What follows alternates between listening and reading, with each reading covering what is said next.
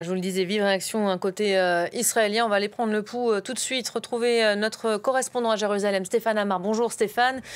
Quelle réaction donc du côté des Israéliens après cette nouvelle annonce?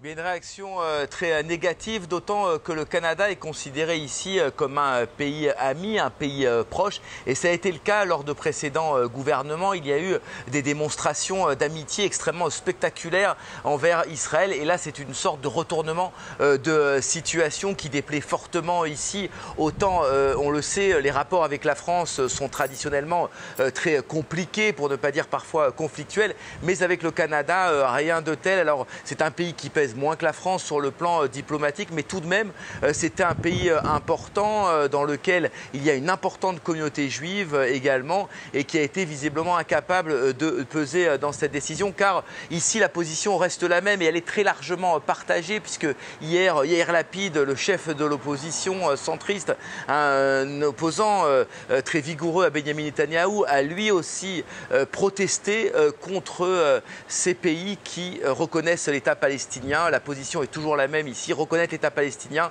c'est récompenser le Hamas pour les massacres du 7 octobre. Le Hamas d'ailleurs qui se félicite régulièrement à chaque fois qu'un pays reconnaît l'État palestinien. Et ce n'est pas travailler pour la paix, même on le voit pour quelqu'un comme Yair Lapid qui est un partisan de la solution à deux États. Ce n'est pas le moment pour lui et pour une grande partie des Israéliens de reconnaître cet État palestinien. Voilà, Israël qui s'oppose à la création d'un État palestinien et qui semble même aller à contre-courant, plutôt vers une annexion de la Cisjordanie et de Gaza.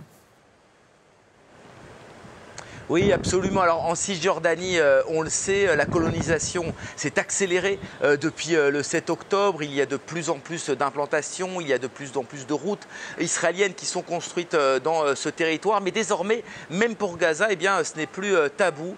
Cette semaine, la Knesset s'est dit favorable, en tout cas un comité de la Knesset s'est dit favorable à l'annexion au moins d'une partie de la bande de Gaza. Et c'est aussi une menace qu'a brandi très récemment Benyamin Netanyahou.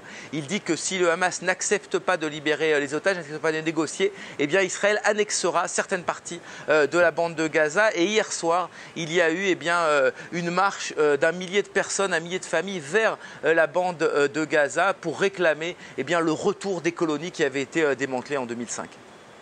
Merci beaucoup Stéphane, en direct donc de Jérusalem pour France 24.